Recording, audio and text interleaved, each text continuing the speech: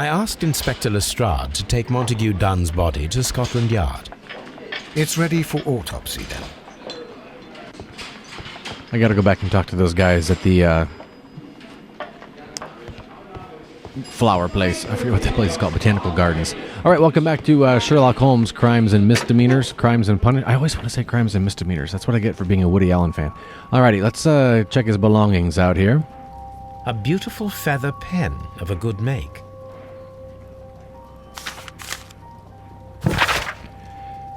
To Mr. F. Wayne, director of Wayne & Sons Printing Company. My friend, your posters for the great exhibition at Kew Gardens are very beautiful, but it is surely unnecessary to mention all the staff. My name alone will be sufficient.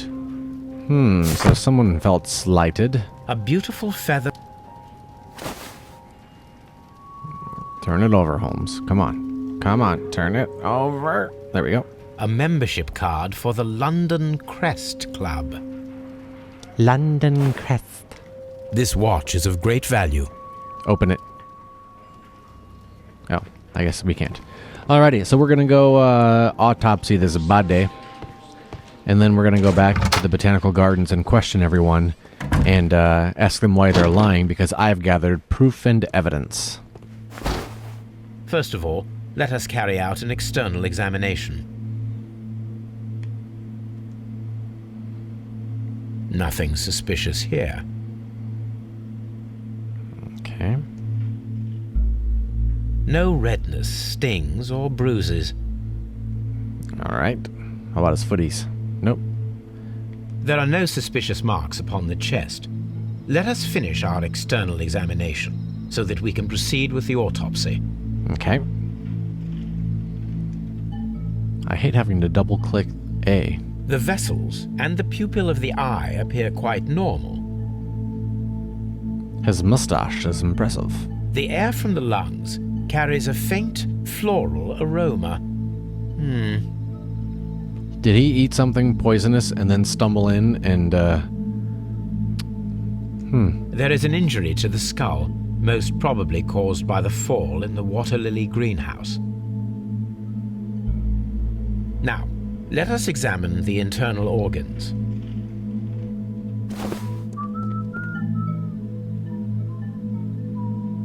Staring blankly into the air. The heart's blood vessels show no pathological signs. The heart tissue shows no visible pathological signs.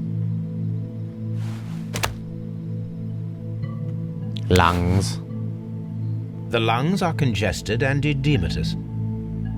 Well, I don't know what that means. That's for... Ooh.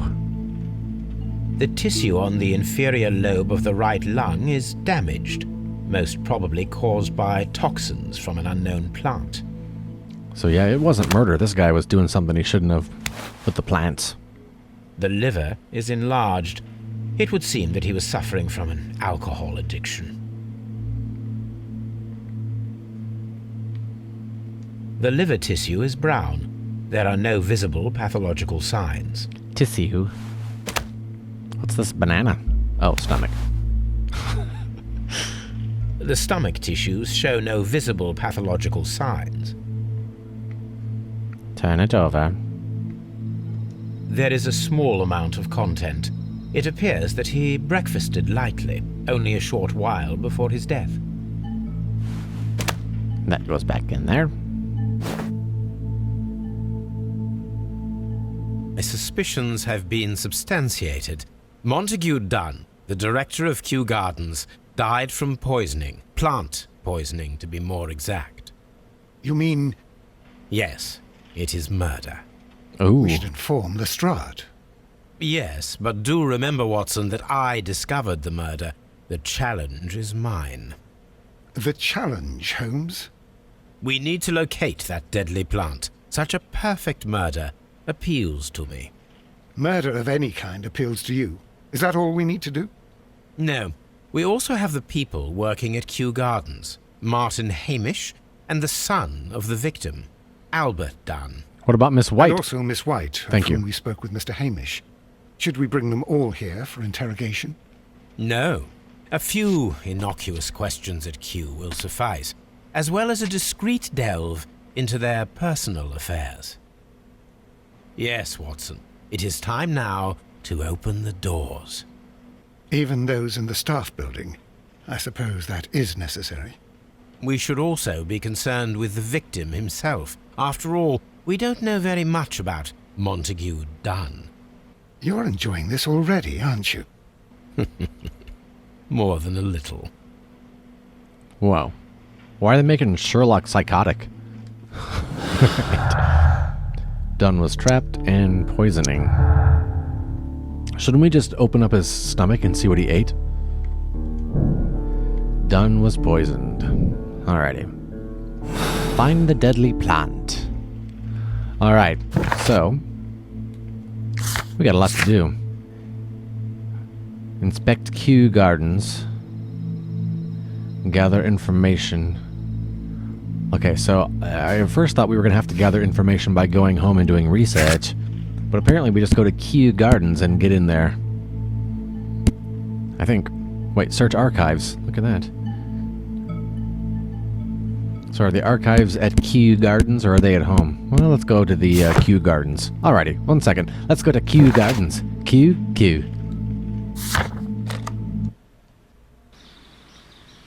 Kew Gardens. Hey, can we get in here now? Locked. Locked. Still an object of interest on this map that has not revealed itself. Alrighty, guess we have to talk to these jokers.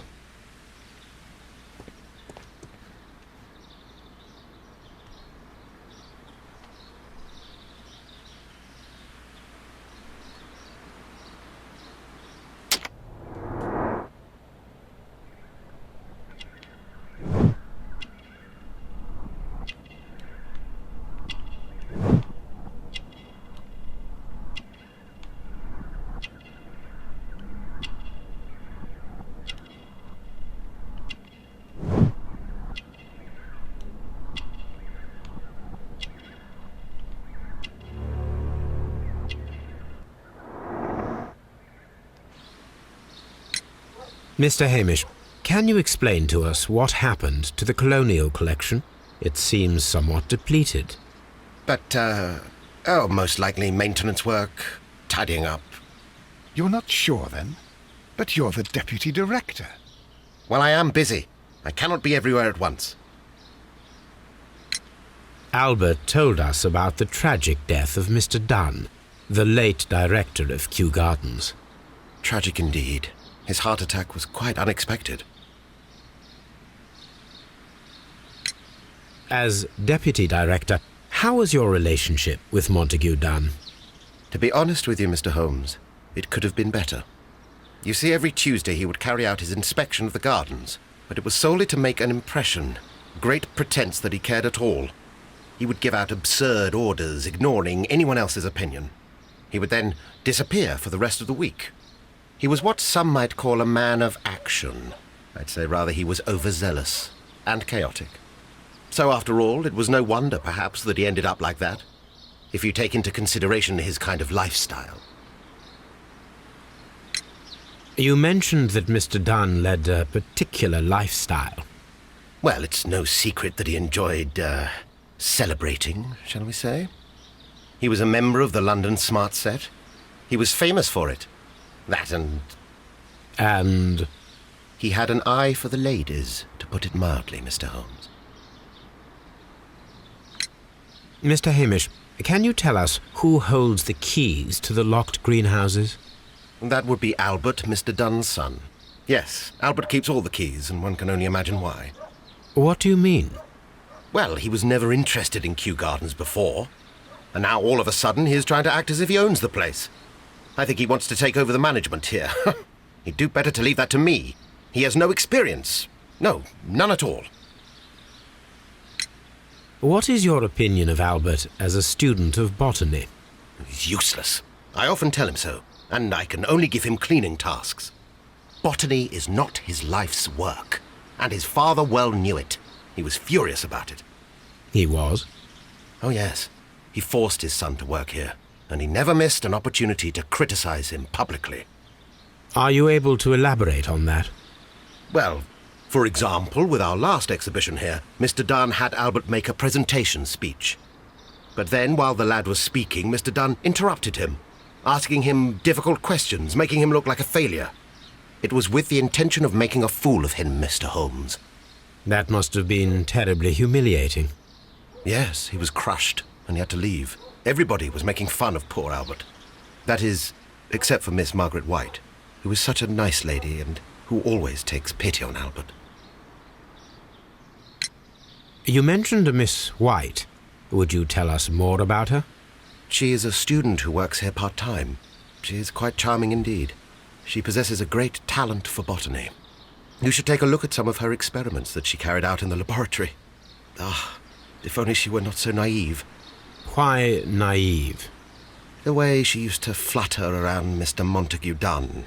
And he couldn't help but be flattered by all her attention. How could an intelligent woman such as Miss White not see through his game? I can only scratch my head and wonder. Tell me, Mr. Hamish, do you grow the more deadly variety of plant here? You mean insectivorous? Yes, but nothing larger than that. Thank you, Mr. Hamish. We shall continue our investigation. Wow. We got a lot of information there. Donuts? Oh, flowers. Alrighty. Wow, that was a lot of information. Okay. Shedding some light on some things, let's talk to Albert and see what he has to say. Who is Miss Margaret White? Ah, she is the young lady who studies with me. She visits here sometimes to help out with the greenhouses. In fact, she should be here today. She wanted to work at the seed house. That's the small greenhouse across from the large glass house. We noticed that a part of the colonial collection has been cleared. Ah, at the moment I'm just dealing with the storage room. I don't know much about the other rooms. I imagine that your relationship with your father may have been a strained one. Yes. I cannot say that he was a kind man, for he never listened to me at all. He forced me to work here. But now, after his death, I've been pondering it over. Perhaps he wasn't so wrong about me after all. I have to follow his path, and I have to manage Kew Gardens, and I can do it. I can be as good as any other who works here. Would you please tell us about Martin Hamish, the deputy director? Well, I have to tell you that Mr. Hamish is not and has never been the deputy director of Kew Gardens. My father would not have tolerated it. Indeed? That is most interesting. He told us that he was. Yes, because he believes that the management should be passed down to him now that my father is dead. But in actual fact, Mr. Hamish only has the honour of being the garden's longest-serving employee. In fact, if we are to think logically at all, it should be me who takes over the management of Kew Gardens. Do you not have a good relationship with Mr. Hamish? I suppose so. But we have very little in common. Mr. Hamish loves his plants and Kew Gardens, and I cannot say that I share his passion. I see. And how was his relationship with your father? Oh, he hated my father. It was obvious. He would be furious whenever my father boasted of Kew Gardens in the newspapers or at conferences. He was convinced that my father was stealing all of the credit for himself. But my father treated Mr. Hamish in the same way as he treated anyone. Dismissively. With indifference. Okay, that is true. We found that clue about Montague talking about, no, you don't have to give credit to anyone else, just give it all to me. So that sort of backs up that story. Do you hold the keys to all of these locked doors?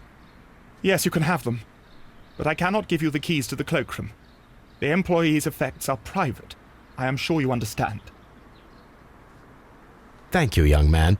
We shall see you again soon. Alrighty.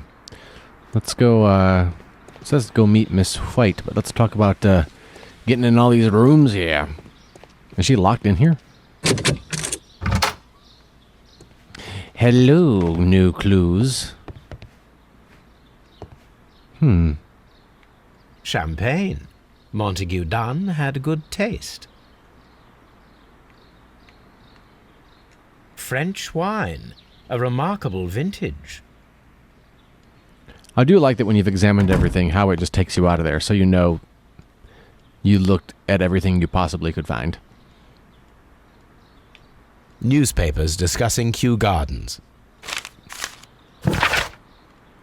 The Kew Gardens team are pleased to announce the successful production of a new variety of barley, one that retains a complete resistance to the cold. They've named it the Siberian barley. Mr. Martin Hamish, the proud cultivator of the graft, will hold a press conference next Monday morning, upon this very subject. All right.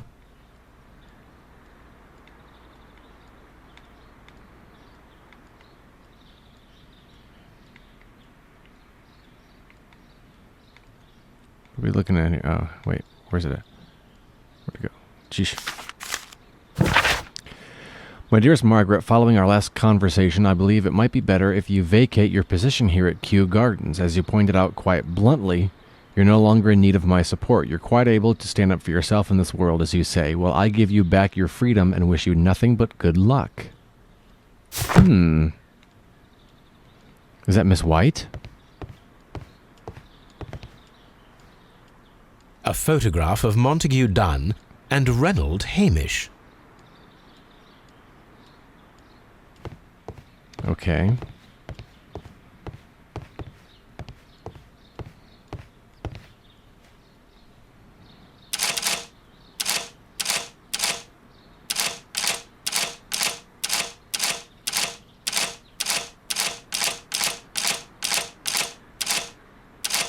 Oh, I don't know how to open this safe.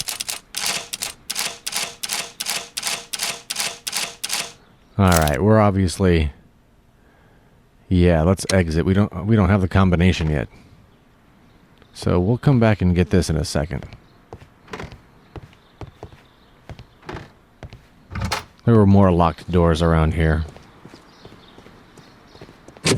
Locked. Not for long. Whoa. It appears as though the protective equipment is missing from here.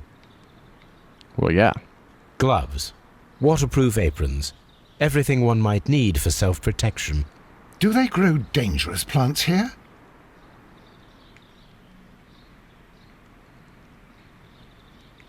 So if someone poisoned him and then burned the evidence? Such masks are generally worn when dealing with toxic chemicals. Okay. Oops. RB. Laboratory table. Wet bottle trace. Gold dust? Good heavens. What's it doing here? The gold is almost immune to chemical attacks, so it may be a valuable auxiliary for various experiments. But why would anyone perform such experiments in a botanical garden? There was a bottle here. It left behind a trace of the substance that pervaded the laboratory. Oh. Several drops of the substance were spilled.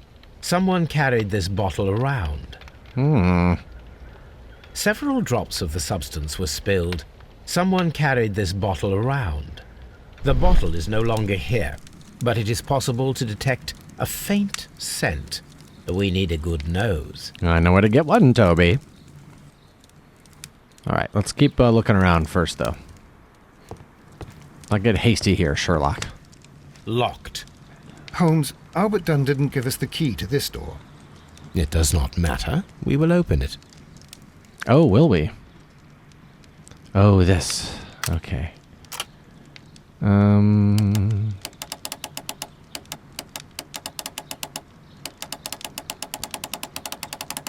This is a tricky one.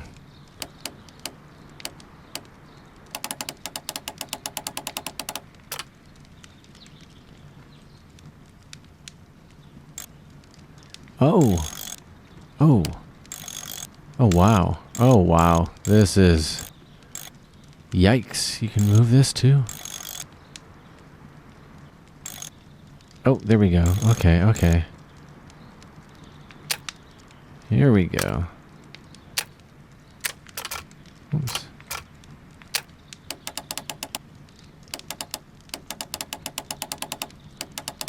Here we go, here we go, here we go. Now we got... Okay. Alright, you guys. Everything's fine. Everything's fine. Tricky tricksters. Heavens to Murgatroyd even. Alrighty. Now let's move...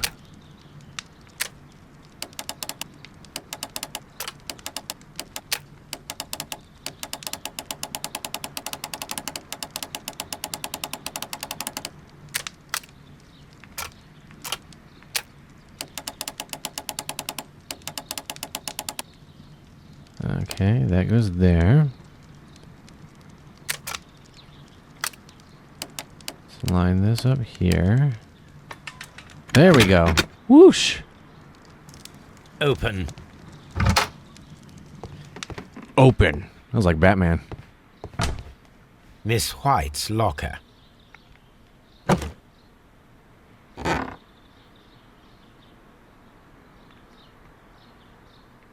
These Look at all this jewels stuff. must be worth a small fortune. Apparently, Miss White is a capable student. Chemistry degree. A draft of the letter that Miss White sent to her parents.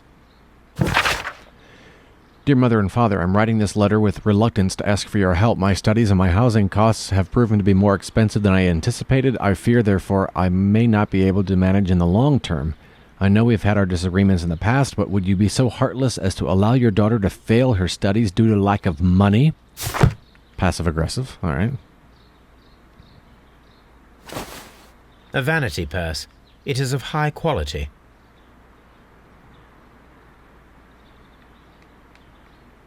Alrighty, let's open this puppy up.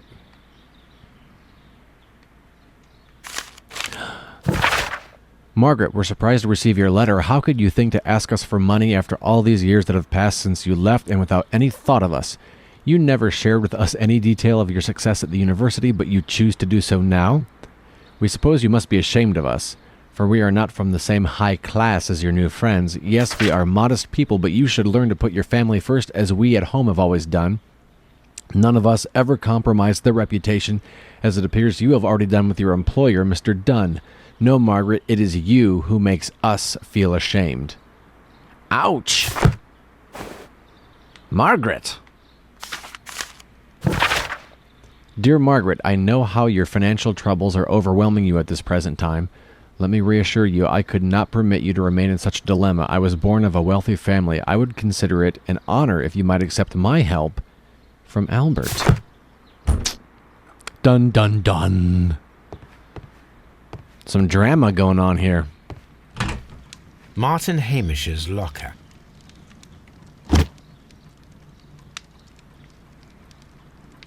Is that him and Albert? Father and I. Kew Gardens.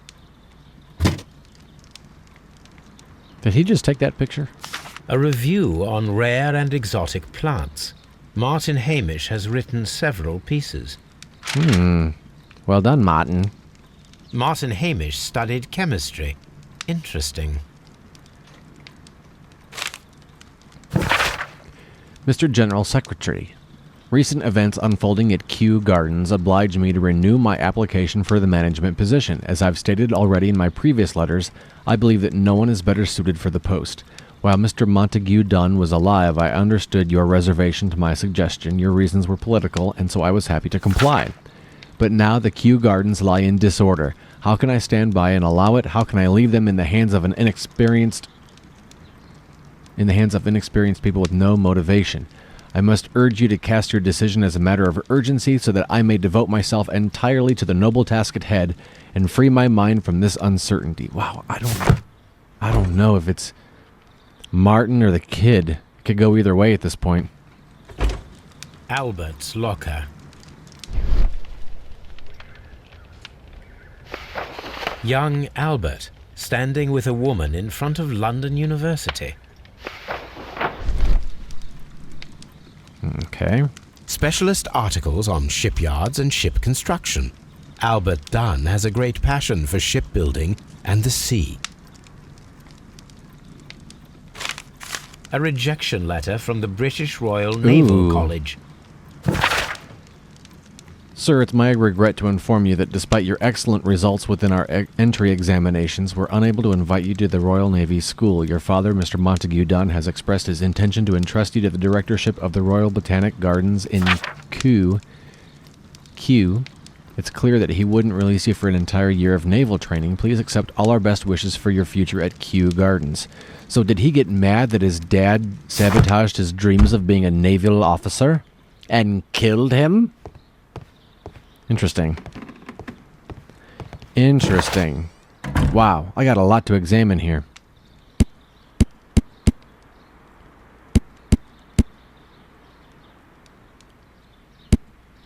Oh yeah, I gotta find out what part of that statue that piece of marble came from. Okay, so... oh wait. Have I examined this whole room yet? No, I haven't. A botany book. Repeat year. This student's book belongs to Albert.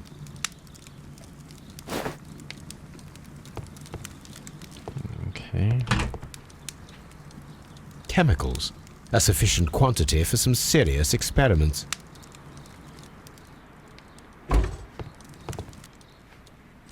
A phonograph used for voice recording. Remarkable. Yes, this is quite a modern laboratory.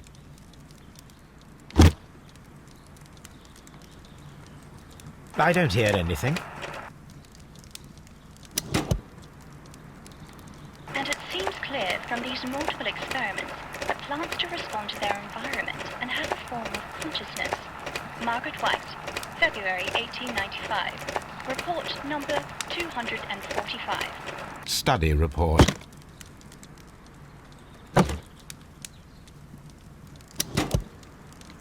Martin Hamish's perception of plants. The notion of communication in the plant world has long been considered marginal, yet I remain convinced that some plants do indeed transmit chemical signals in the event of attack. A study report by Martin Hamish. So did the plants attack Montague? Need more evidence. This is a table for experiments. It resembles my own. Only this one is kept in good order, Holmes. Hey. Need your sass, Watson. I know what I'm doing.